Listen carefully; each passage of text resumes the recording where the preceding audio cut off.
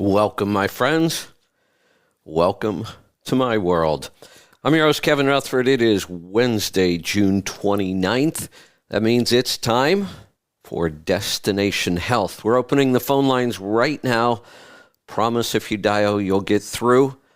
855-950-3835. You know, there's clearly a lot of bad stuff going on in the world right now. The economy, we could go on and on and on. Let's lighten things up a little bit today. Let's just make today all about food. Let's make today fun and still important. Food is a big part of our life. So let's talk about food however you want to talk about it. Eating it, cooking it, making it, growing it, preserving it, whatever it might be. Anything and everything about food today. Your favorite recipes, stuff you like to eat on the road, maybe food products you found, tips or tricks or hacks for cooking in the truck, whatever it might be. That's kind of the theme for today. Now, you don't have to talk about food. You can ask any question you want related to health, but let's have a little fun with it. I'm going to. I love food. You know, we use the term foodie all the time. I think I had somebody call yesterday, said they were a foodie. What does that mean? It just means that you are probably more into food than the average person. Some foodies absolutely love to eat out. They're, experts on restaurants and that kind of thing. I am more of the foodie that likes to make my own food in all kinds of ways. Different cuisines, different methods, just anything and everything. And I love food now from start to finish. The idea of putting a seed in the ground, which I've been doing a lot of, and watching it grow and then harvesting the food and then doing something with that food. It's pretty incredible, and it's a great skill to have. I've been saying that when we're in tough times like this, one of the best things you can do is work on yourself. One of my favorite books I've been talking about a lot, because if I had to recommend one book for people right now to kind of help them through probably what I think will be the next couple of years. I think we're in for a pretty rough economy for, maybe 18 to 24 months. The book, I think if I had to pick one out of the thousands of books, there's lots of things I could recommend, but I would really say the book, The 7 Habits. I've been talking about it quite a bit. Talked about the habit number 1 of being proactive. Now I'm going to talk about habit number 7, sharpen the saw. Sharpen the saw. You are the saw. So you are the tool in a good way. We want to make you the best tool you can be. Again, in a good way. So developing skills, that's sharpening the saw. Developing skills around food, I think, is really a good idea with everything we're looking at. I think it's a good idea all the time. We know that food is the single most important thing in our health now. Sure, we can deal with stress and sleep and connection and all those other areas, but I really believe that it starts with food. And the more comfortable you are with food, the more familiar you are with food, the easier this becomes. And eating really healthy is a lot easier when you prepare, when you plan, when you shop right, when you buy right, when you store food right, when you prepare food ahead of time.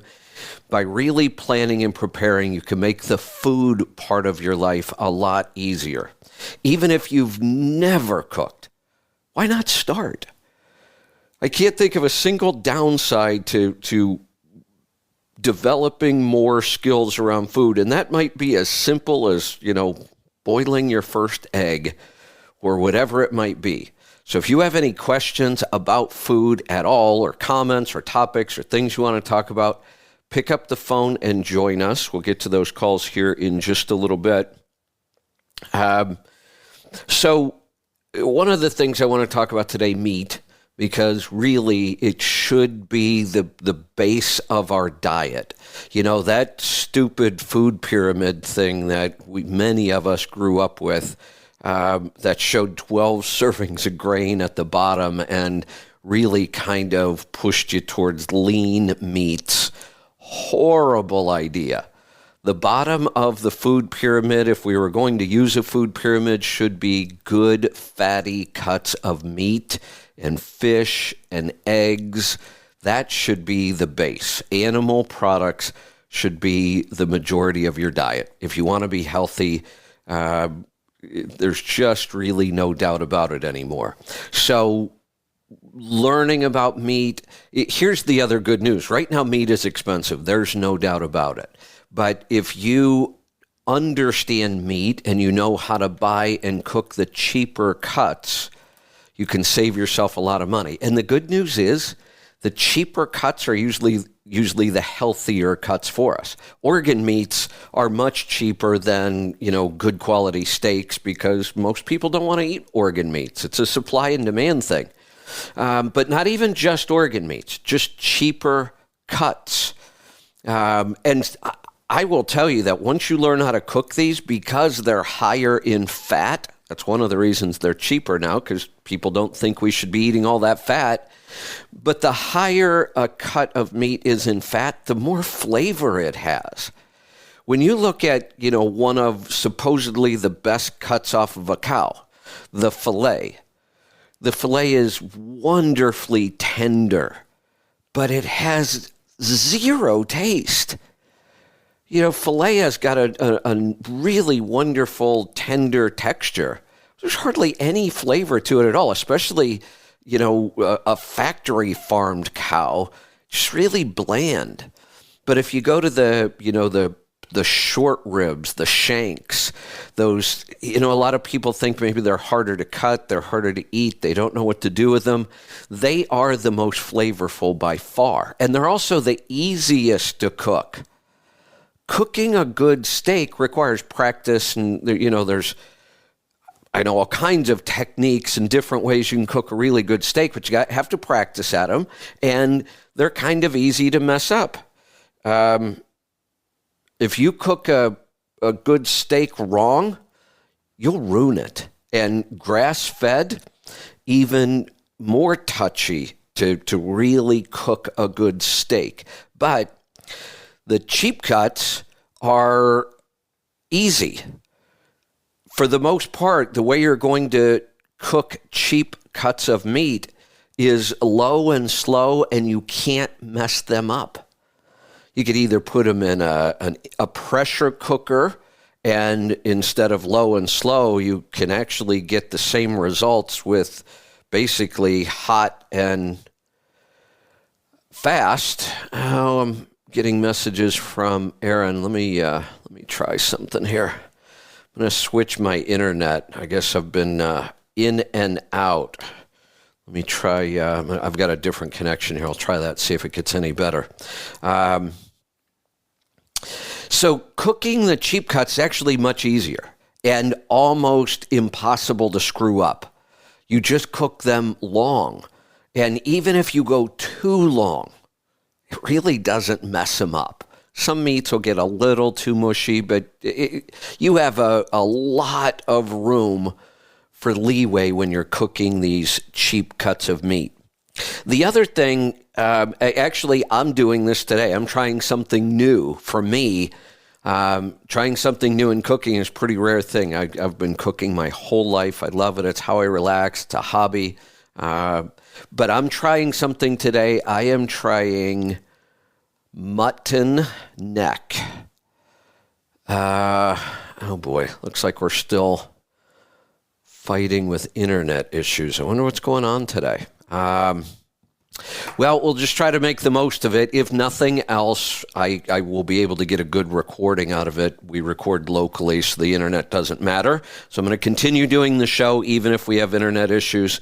Hopefully, we won't have a problem with the phones. We'll see here in just a minute. So I am trying mutton neck. What is mutton?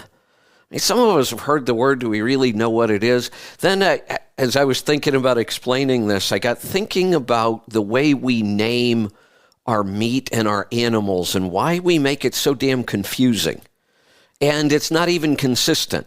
So we have several names for a cow, a bull, a steer. But we call the meat from a cow beef. We don't call it cow. We don't say we're going to go eat cow or we're going to eat steer. We say we're going to eat beef. When we talk about a pig, we just call them pigs, no matter, the other thing we might call the meat of a cow, if it's young enough, a baby, we would call it veal. It's veal if it's a baby, it's beef if it's old, but that's just the name of the meat. We have different names for the animal. Then pigs, I think no matter what, we basically just call that meat pork, and we call them pigs no matter what age they are. Now, you might have heard the term suckling pig. If you've never had one, they're really amazing.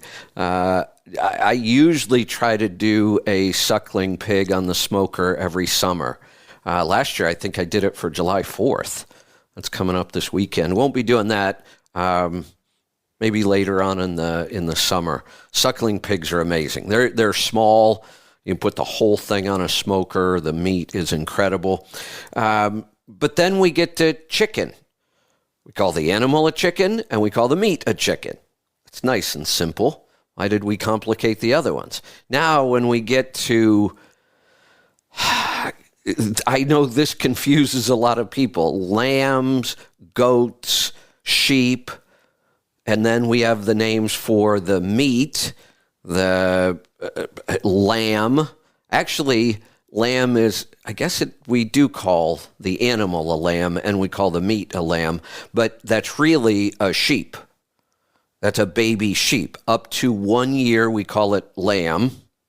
This next one, most people have never even heard the term. From 1 to 2 years old, we would call that meat, and I think also the animal, not sure about the animal, we would call it a hogget, and that's the meat, hogget. And then after it's more than 2 years old, for the rest of its life, we call it mutton.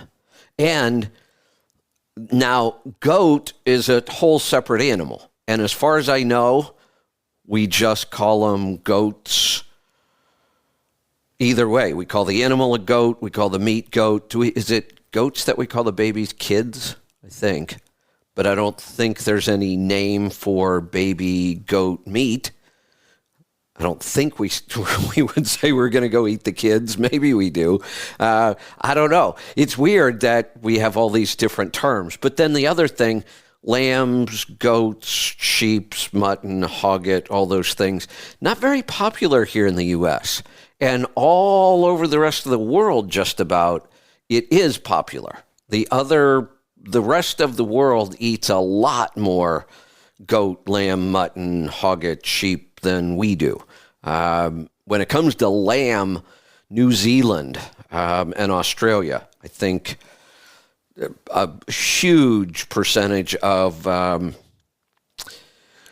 lamb come from New Zealand and Australia. We are starting to raise more of it here. The other group of animals that is surprising for people, now this meat is much harder to find. It's considered exotic. It's kind of expensive most of the time.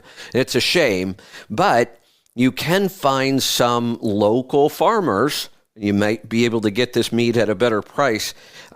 Big birds, and when I talk big, I'm talking big. Ostrich and emu.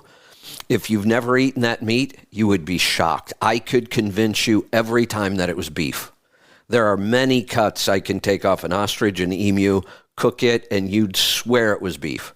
Can't tell the difference. It really is red meat, and it's really good.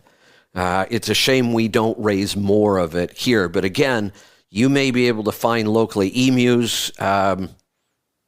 What's the other? Oh, also we can add alpaca to that, but alpaca's not a bird. Alpaca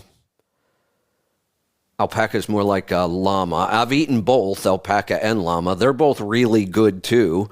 You can find smaller kind of local farms that might raise alpaca.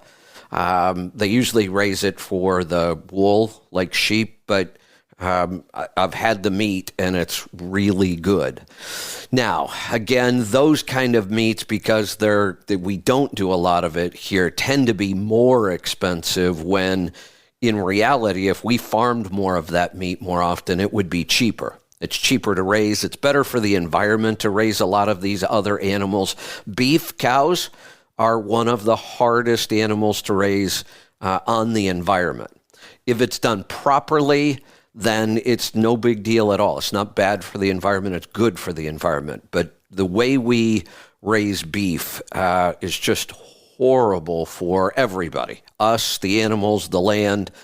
It's a shame we don't raise more of these other animals and eat more of them. But we can certainly talk about it today. We can talk about... Sarah just sent me something interesting. She said we call goat meat chevron. Never heard that. It's kind of like hogget. I had never heard hogget till I started buying from Heritage Foods. And also deer meat we call venison. Why? We don't have a different name for elk. If you shoot an elk, you shot an elk. That's what we call the animal. We call the meat elk. But for some reason, we call the animal a deer. We call the meat venison. We're not even consistent about it. It just seems odd. We can talk about that. Canning. If you are not canning meat yet, either pressure canning or water bath canning, boy, you really should be. That is an absolute game changer when it comes to food. So if you want to talk about that, the garden, I just want to mention real quick. Finally, summer weather hit here. We actually had a little bit of a heat wave there. 3 days or so, we got above 90. And actually, just those 3 days stressed a couple of my plants. I think it was the shock. We went from cold and wet to screaming hot and, a blazing sun. And it was a little hard on some of the plants. Nothing major. Now we've kind of settled back into a good summer pattern. Plenty of sunshine, mid-70s, low humidity, great growing temperatures. Some challenges on things like peppers. I love peppers, hot peppers, bell peppers, sweet peppers.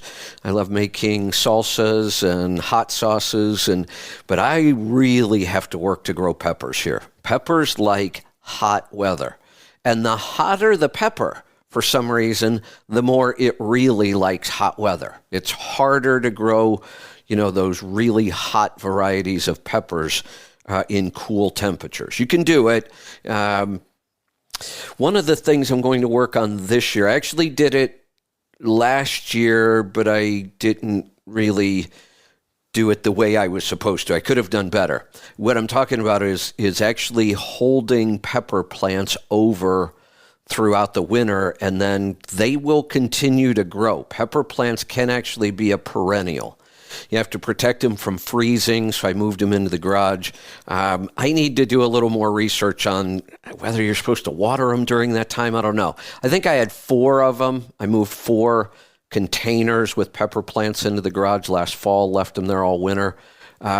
Only one of them survived and is growing again this year. I know it works. And now what will happen this year, I'm assuming, is I'm going to get a much bigger pepper plant when this thing grows out, and it should produce more peppers.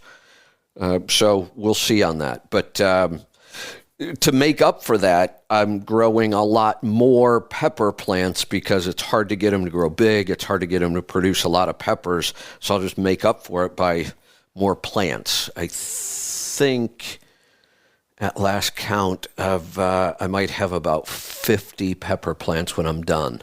I've got some, I just started from seed a little while ago. I've got some out in the ground, and they're doing okay. They're healthy. They're just not growing very fast. We just don't get enough heat.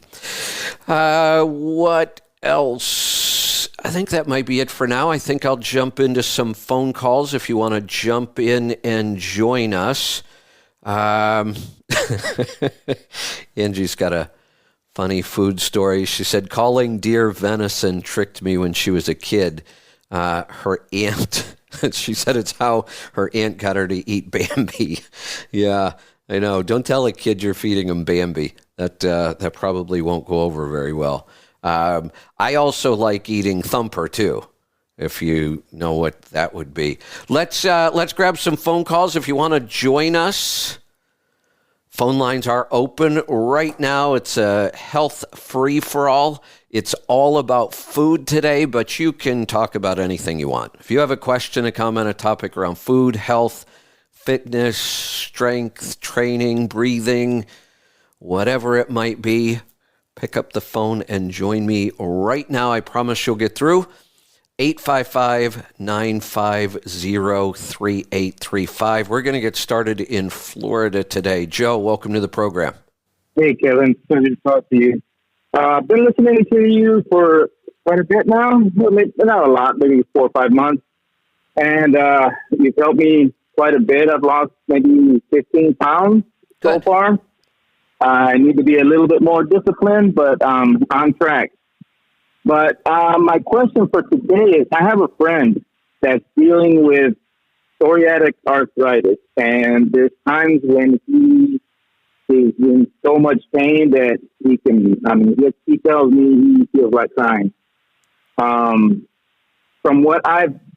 times I've listened to you, I've told him that grains have a lot to do with inflammation, and he's trying to eliminate those. And I've also asked him if he could try the carnivore diet. And I don't know if I'm leading him the correct way, but I'm just trying to help him. And I figured I'd call you and see what you might think could help. No, you're definitely on the right track with him. Getting people to eliminate grains is a first good step.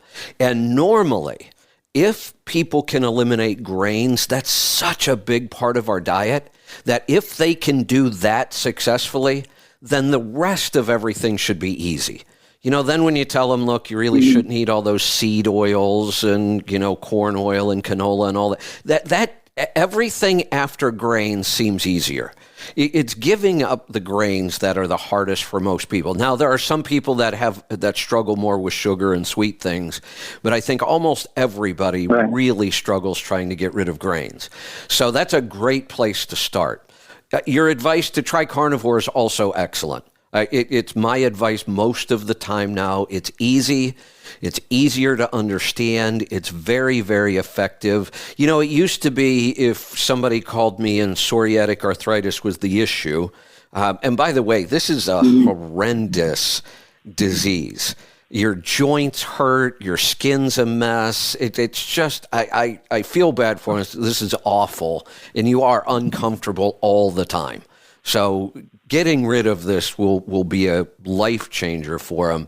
Now, it used to be I would have recommended like AIP paleo, autoimmune paleo, or autoimmune protocol based in paleo, because that was a diet specifically designed for autoimmune conditions, and it works. But you know what? It's really restrictive, and it's kind of complicated to figure out what you can eat, what you can't eat. You got to go through all these lists. And in reality, carnivore eliminates all the same things that AIP paleo would, because AIP paleo allows all meat. I believe AIP paleo probably eliminates eggs, if I remember right, because eggs can be reactive, and dairy. And those are two we have to watch with people. Eggs and dairy for some people can be reactive for a while till we heal them. But carnivore, it's easier. And it's easier to understand. It's actually easier to do. So I think your advice to him so far has been spot on. Okay, is there anything else as far as something in your store, like a supplement, or that could help him, try to heal faster? Because, like I said, sometimes he's quite a bit of pain. Yeah, we could probably do like the immune kit, would certainly hurt. This is an immune issue. It's his own immune system causing all this damage. So our immune kit could help balance. If you listen to this, well, you've only been listening for a couple months. One of the things I really try to focus on is for the first 30 days, just getting people to change their diet and making sure that they can change their diet. I really, even though we make a lot of money selling supplements, I do not want to sell somebody a $100 kit of supplements and then find out a week later they've just given up on the whole thing and they're just not going to do it. And taking the supplements is worthless if you're not going to change the diet. So I really believe there are absolutely supplements that I could say, yeah, if he started taking this right now, it would help, and this would help. But I'd rather not do that. Let's just try to get through 30 days where the only thing we focus on is the food. Sounds great. Well, I'll relay this to him, and hopefully it helps. Lauren just sent me a good reminder. If you do you have our app? Yeah. Okay.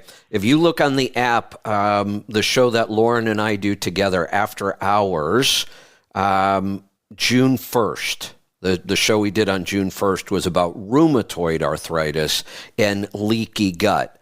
Very, very similar. Both of them start with leaky gut. They progress to one of these forms of arthritis. The way we would treat them are virtually identical. So if you go listen to that show or have him listen to it, you're going to pick up a lot of good stuff there too as well. Okay, awesome. All right, Kevin, I appreciate it. And like I said, I'll relay this to him, and hopefully it helps. Excellent. Yeah, you've done a great job so far.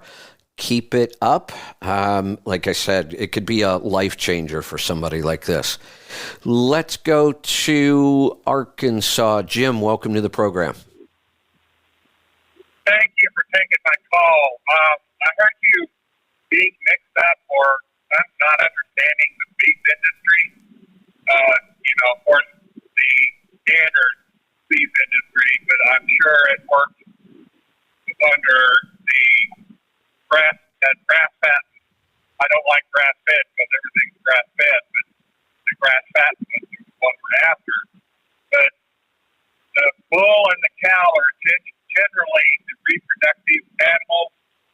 They don't get butchered very often until they're too old to reproduce, and then they're generally turned into hamburgers. So they're too tough for anything else. Most of the good eating cuts come from the steers are, the bulls are cut to turn into steers. The testicles are taken off, and that makes them gain faster. The grain fed part of it, that's what we're involved in. But also there's been studies that some of the bulls actually gain fat better too. Most of production agriculture, the cuts come from yearling, young, 14-month-old steers or heifers, which are the cows that haven't had calves yet. And that's generally where most of the really good tender cuts come from. Bulls and cows get really tough as they get older. That's why they use cows to make hamburger out of most of the cows and bulls, because those cuts are really tough by the time they get 8 or 10 years old.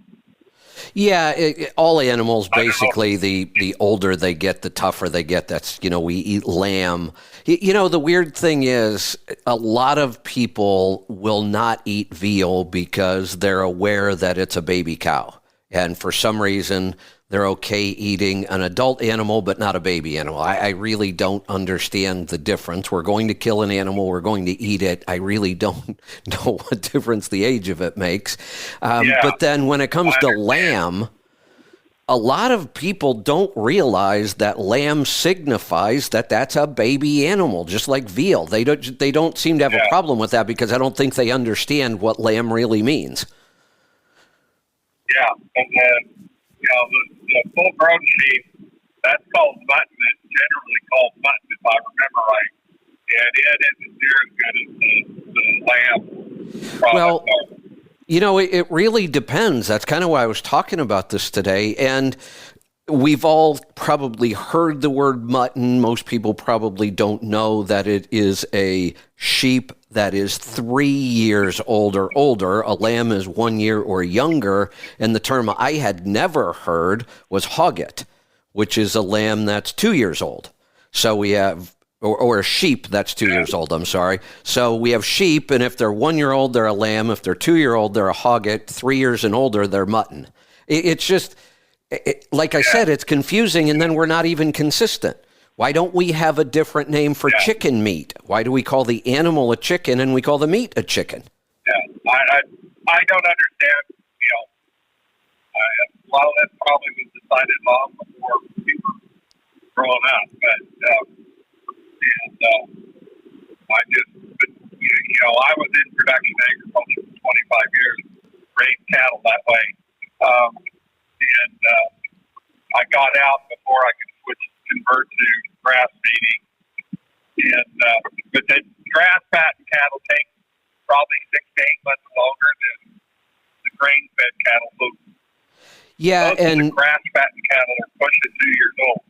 Yeah, and that's one of the reasons why, grass-fed pastured cows, when they're pastured their whole life, it's more expensive for 2 reasons. One, it takes longer to get them to that size, only eating grass and not given antibiotics.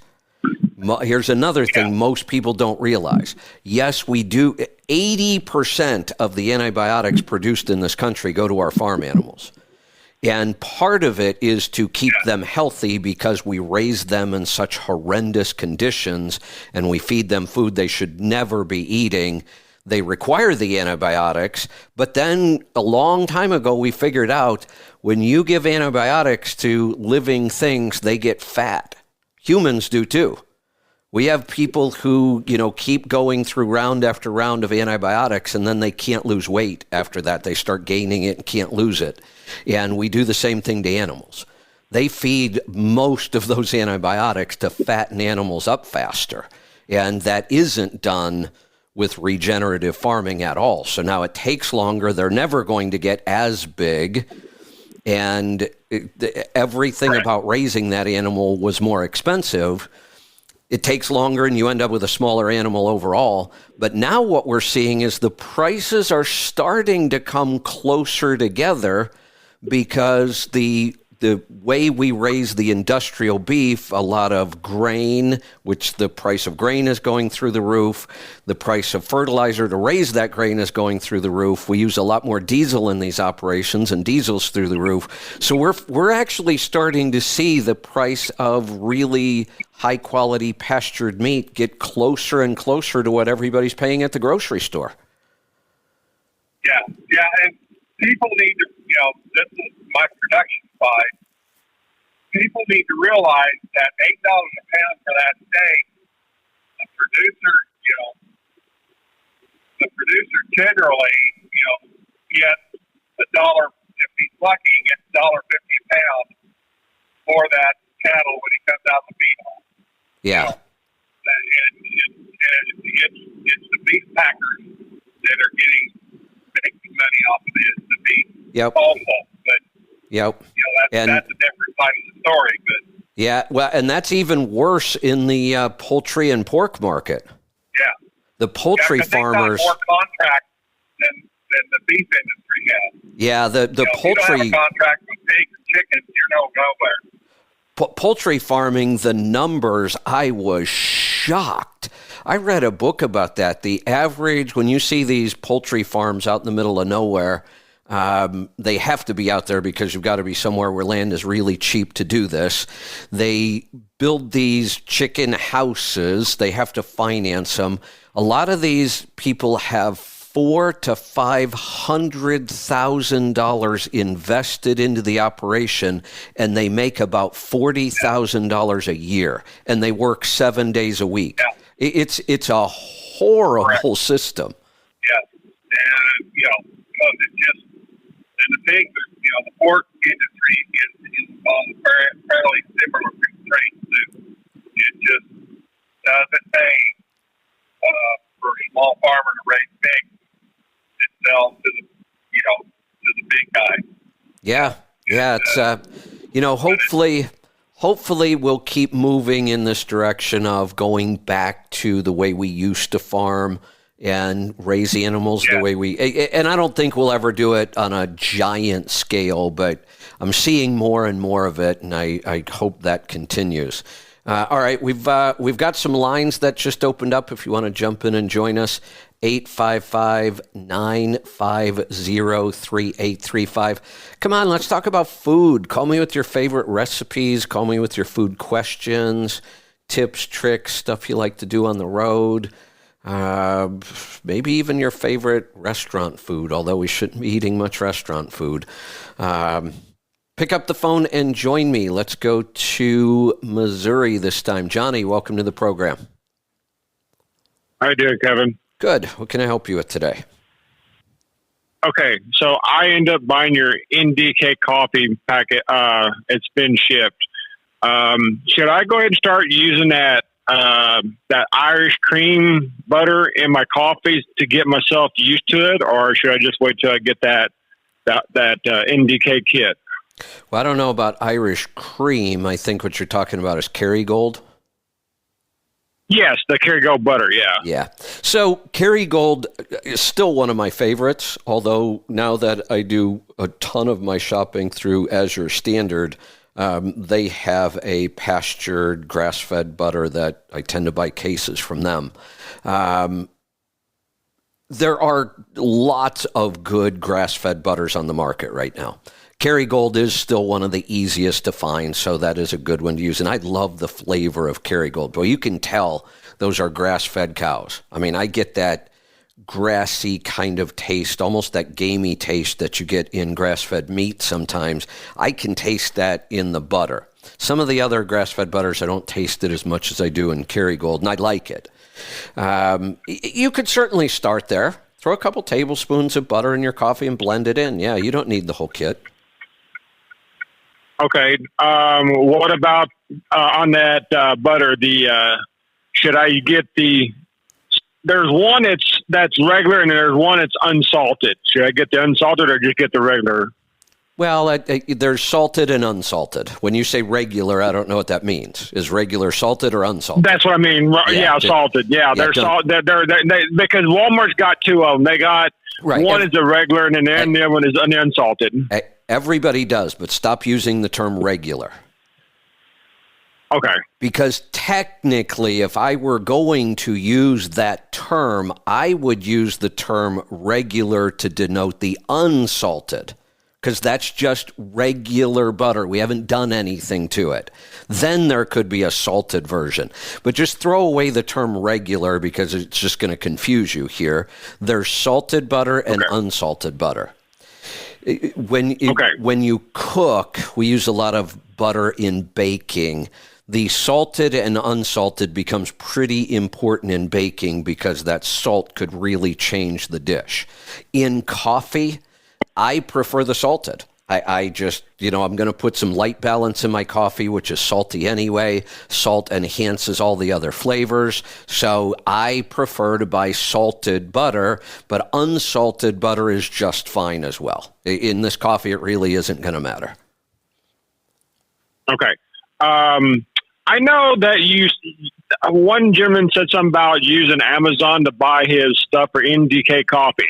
They got it all on there, but I looked at their price when I added it all up compared to your price. You're a lot cheaper. There's like $115 through Amazon if you want to buy your NDK coffee kit compared to your $77. It's a lot. You're a lot cheaper than what Amazon's wanting for their stuff. We have to thank our tribe for all the support, and we've asked the tribe for a couple of years now, the best way to support us is to buy things in the store.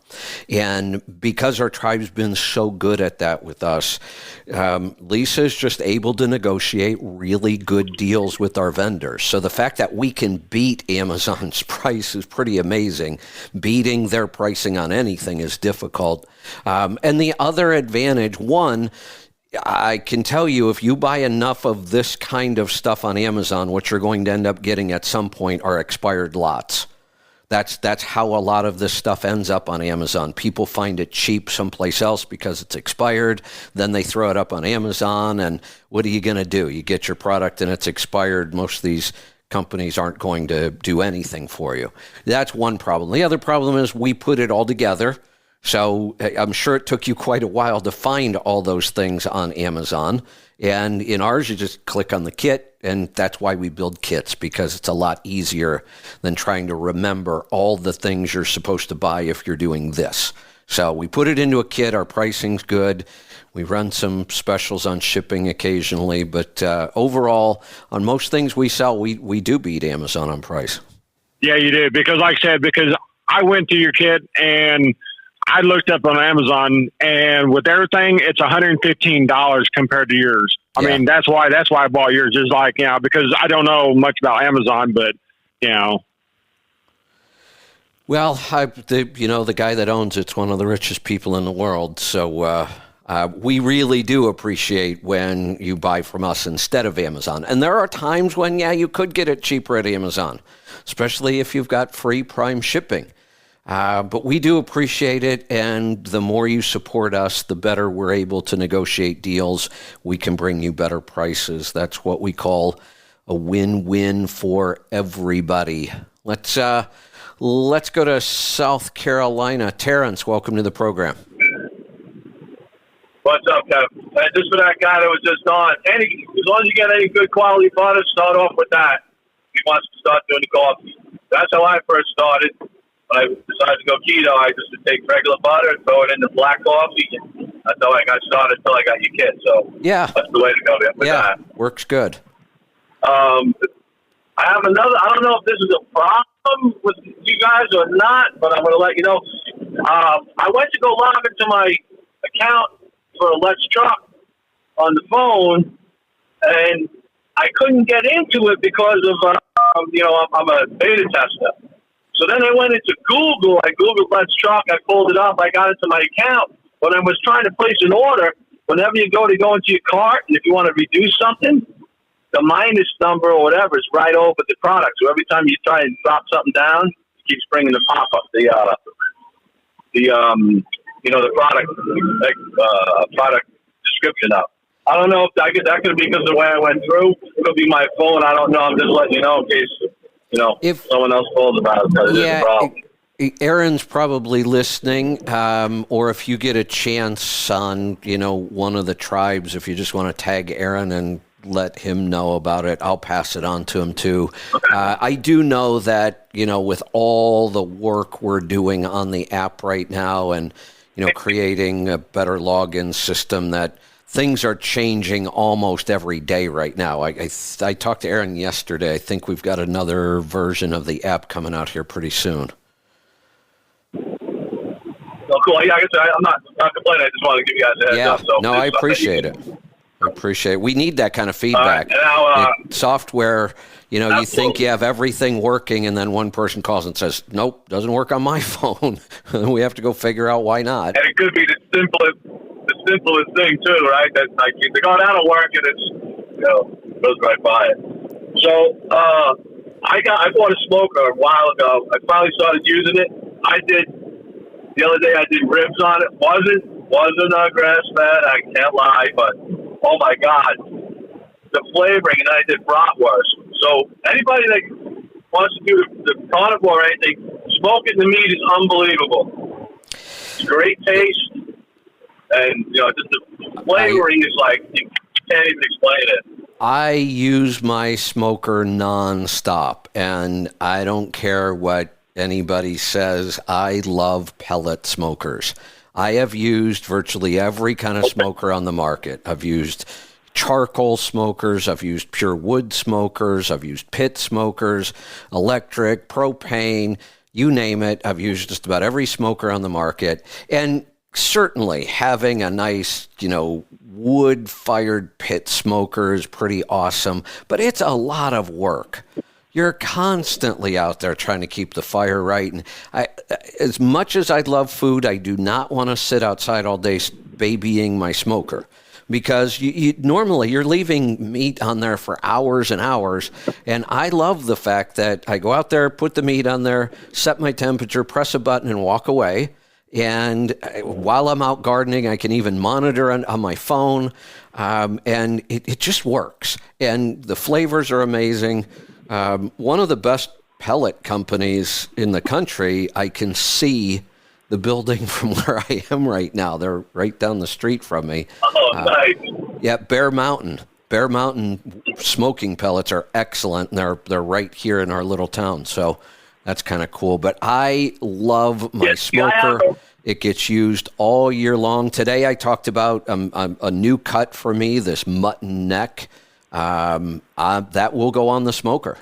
Nice. Yeah, see, I bought one of those bastard ones. But it's a wood one. But like I said, you were talking about putting the suckers in the pig, and I'm looking at mine and going, ain't no way I'm going to get one on that. That's what I was going to ask you. But so you got a pellet, right? So the pellets are just flavored. That's it. That's what. Well, the pellets are just pure wood, and you can get all the wood varieties. So you can get mesquite, you can get cherry, apple, hickory, pecan. I mean, whatever. I mean, it's not flavored. It's just that the wood pellets are just pure 100% wood, and they can use whatever species of wood they choose, oak, whatever. Okay. All right. So you get your flavored pellets are the same as your wood chips. It's just they're in pellet form. Yeah, you just buy big bags of them, and they're pellets, and you just pour them into the hopper, and the pellet smokers just pull the pellets into the fire as it needs. It's just really, really convenient and easy, and I'm not spending all day babysitting my smoker. Have you discovered something called red butcher paper yet? No, I haven't. Okay, go look. I heard you talk about it. Yeah, go look this up. I have one particular person that I buy mine from. Can't remember the name now because I usually buy 2 big rolls at a time, and it lasts me about a year, so I don't remember the site. But if you look it up, you'll find it. The idea is when you're smoking, especially pork, let's say a pork shoulder, for example. We want to do a big, 12-pound pork shoulder. We want to get the temperature of that meat up to about 210 degrees all the way through, because that's the temperature where the connective tissue starts to break down, and we start to get the development of the gelatin and some of those other things that make pork really, really good. That's why a suckling pig is so good. They're loaded with that gelatin. Like, you know how when you're eating pork, sometimes your fingers get really sticky? Yes. That's the gelatin. And that's really, really good. And the baby pigs are just loaded with it. That's why suckling pigs are so good. But what happens with that pork shoulder is if you are watching your temperature, your internal temperature, it tends to get to about 160 to 170, and it stalls out. And the reason is that all that fat internally starts to dissolve and melt, and then that continually cools down the internal meat. And they call it a stall, and it's hard to get it past that point. And if you just wait, it will eventually get past there, but all that time you're kind of drying the meat out too. So what I do is I just watch, and now I pretty much know in my head when it's going to happen. I do it on ribs or whatever. When it hits that stall temperature, I wrap it in that pink butcher paper and then put it, actually, at that point, it's not even worth putting back on the smoker. I wrap it in the pink butcher paper and take it in and put it in my oven inside, because you're not going to get any more smoke on it. We've wrapped it anyway, so the smoke isn't even getting to the meat anymore. Now all we want to do is bring it up to temperature. And this is the best way to do it. Wrap it in that butcher paper, throw it in an oven at like 350 degrees until it comes up to temperature, and then it's perfect. And then monitor it. Keep monitoring it. All right. Okay, I'm getting ready to, like you said, plan ahead. I'm getting ready to go U.S. Wellness and get some stuff. But you said you go to Heritage for all your pork, the Heritage? Yeah, Heritage Foods. But I will warn you, be prepared for sticker shock. Now, we've always I don't care about it. Okay, I don't either, not when it comes to food. So we've always kind of said, look, Yeah. you know, these well-raised animals are going to be more expensive, but Heritage Foods takes it to a whole nother level. They use almost heritage breeds. So these breeds are, it's expensive. It really is. But I've never tasted meat like and they do beef and chicken too. Their beef is incredible. Yesterday, my fermented carnivore lunch was incredible. So Heritage Foods does some Wagyu beef. So I ordered some of their Wagyu ground beef, made a burger out of it, threw it on the grill with some Swiss cheese and bacon. I also got the bacon from Heritage Foods, and it's pretty incredible. They have 3 different breeds of pigs that are just amazing. So it was the Wagyu burger, the bacon, Swiss cheese. Then I did fermented spicy garlic dill pickles that are still left over from last year. I still have like a gallon of dill pickles from last year, and they're still incredible. I mean, it's amazing to me. They're fermented, and they're really good. So I sliced those, put some on the burger. I had some fermented asparagus that's from the garden this year. And I had some fermented kind of spicy ketchup. Oh, and a poached egg. So, I mean, that is fermented carnivore. I've got the beef, the egg, the bacon, that's the carnivore part, and I had 3 fermented foods on there, the pickles, the asparagus, and the ketchup hot sauce. No, that's a foodie carnival burger lunch. That sounds fantastic. Yeah, and I'll let someone else do that. All right, sounds good. I put a picture of it up on Healthy Tribe. You got to go see it. I promise you it will make you hungry. It was an incredible meal. In fact, I may just redo that today. Lunch was so good. I'm going to throw the neck on the smoker. That's probably going to be on there for a while. So I don't know if I'll be able to finish that by dinner. Maybe. I just may redo lunch again. It was so damn good. Let's go to West Virginia. Mike, welcome to the program. Hey, how you doing, Kevin? Doing good. What's on your mind today? So I have digestion. I think it might be digestion. I know you cover a lot of that lately. But I kind of give you the what I'm going through is my routine for working out in mornings are very consistent. I get up in the morning. I have a couple cups of coffee. I drink the Forsomatic. I use a C8 oil in it, a couple tablespoons. Enjoy that in the morning. And then after that, probably within an hour from that, I'm going down and doing the X bar workout. Okay. I do a little extra on the X3 bar, which takes me between 25 and 30 minutes. No issues whatsoever. During that workout, I usually have a couple caps full of the Light Balance, my water, and then into the sauna blanket. And I'm doing about 45 minutes of the sauna blanket. Okay. That's a so the great, X3 great routine, by the way. Yeah. Yeah, so the X3, the C8, the Light Balance, that's 7 days a week.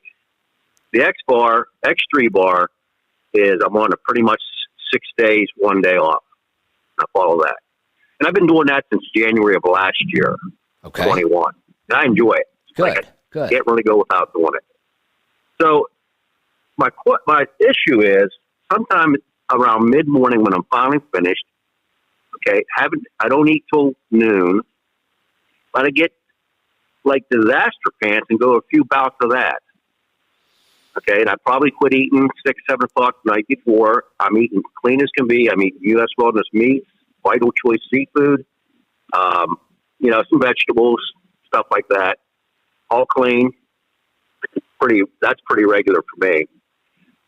And then I'll go a few bouts mid-morning. It's like I can't leave keep going back to the restroom, and I drink a bunch of water just to stay hydrated, and it goes back through me. But here's the thing. Oh, and then out of the sauna blanket, right to the cold shower. And pretty much all my showers anymore, 75% of my showers are all cold showers. So Nice. but it seems like if I eat fermented food, and I ferment, I always have a few jars that are put down after they've been fermented. Asparagus, cucumbers, radishes. That clears me up. It's like it settles me down when I eat fermented food. Well, that's good. And then everything's just fine. Here's my first thought on this. Have you ever tried swapping out the C8 for just coconut oil instead? No, I have not. And the reason I ask that, C8 is the term disaster pants came from C8. Bulletproof. Dave Asprey was one of the first people to recognize this. He was one of the first people to use C8 for the specific reason that it makes more ketones. But he talks about disaster pants all the time with C8. Some people experience it and then they can eventually get used to it and get over it. Some people never get over it. Lisa, my wife, she cannot. Well, she gets pain. So it's a really common thing with C8. Yeah, I don't get pain, but it's interesting. When I had that one day off, or I don't do the sauna blanket 6 days a week. I'm good for 3 or 4 because of timing. Yeah. But I guess part of my question is the high intensity training, the heat and the cold seems to stir things up to me.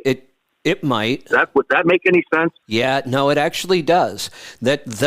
Both of those things, the extreme heat and the extreme cold, have a lot of physiological effects on our body. A lot. It changes all kinds of things. So I'm not at all surprised that you've noticed a pattern where it actually affects your digestion. Well, it slows up the days I don't do the sauna blanket. It appears to slow up when I don't do the sauna blanket, because I think it was in Mercola's book on Fat for Fuel. Now, here's a little something. I don't know if you remember this, that he had mentioned after your high intensity training, the X3 bar, you really shouldn't take a cold shower for at least an hour. Is that accurate? I'm getting ready to. Have you ever heard that? Yeah, I have. Not now. What I just read is I am exploring a different version of the infrared sauna blanket. Something more powerful. Same idea, but more powerful. And one is you kind of sit. It's a little tent. You put a chair in and sit in it. The other one you can lay down, but it's more like a tunnel instead of just a sleeping bag kind of thing. And I'm working with a company to maybe even build one of our own. Not sure yet. So as I'm doing this research, I come across some of they're also sharing a ton of research with me and some really good information. And I'm looking through there, and it clearly, and this is the first time I've seen this, it says, after you get out, don't go take a cold shower. I'm like, I haven't read that anywhere else. My high says to go right to the cold shower. That's partially why I'm confused. I can't think of any reason not to, other than by not going into the cold shower, you may extend the benefits. Remember, far infrared travels pretty deep into your body and makes us sweat from pretty deep inside. Maybe their idea is just the longer you allow yourself to stay hot, the more detoxing you might be doing, rather than stopping that process by taking a cold shower. That's my guess, but I am going to do a little more research on this as we decide whether or not we're going to build one of our own of these or not. Yeah, a lot of times due to timing, by the time I come out of the sauna blanket, I think I may have noticed that if I do wait that hour, not exactly an hour, but, wait a period of time, it slows up or it doesn't really occur. Yeah, and here's the other thing about the cold shower for me. When I'm done in the sauna blanket, I'm going to the shower because you're soaked. I mean, I'm not going to go do anything else. I'm going to the shower, and if I don't do my cold shower, you're then soaking wet. when am I going to do it? I'm not going to take 2 showers every day. So for me, even if it's not the best way, I'm probably going to continue taking my cold shower after I get out of the sauna blanket. Yeah, and I had the same thought on that, because you're right. Because you come out soaking wet, what are you going to go do? Yeah. And I'm not going to just sit around all sweaty and nasty, waiting for an hour. It might not be the optimal way of doing it, but I still think you get a lot of benefit. And I'd rather do that than say, well, I already had a shower today. Am I really going to go back and do it again to take a cold shower? Probably not. So do you think the high intense training, the heat and the cold is most likely the cause? I would try the coconut oil just to see. Try it for a week instead of the C8. See if you notice any difference. But I would not be surprised that all of these things together can be affecting your digestion. I would think at some point your body would get used to it, though. Yeah, I would think so. But it's interesting that fermented foods clears it up. Yeah, that is. I mean, morning. Yeah. This morning, after all that, I went grab some spears of asparagus and a cucumber and a radish, and I'm like, okay, I'm good to go. I feel like $1 million. Yeah, well, good. Anything that gets you to eat more fermented food is a good thing. I agree. All right, well, thanks for your help. I'll let you go. You're welcome. Thanks for the call. Be safe, be profitable, be fit and healthy. Always do the hard work and master the journey.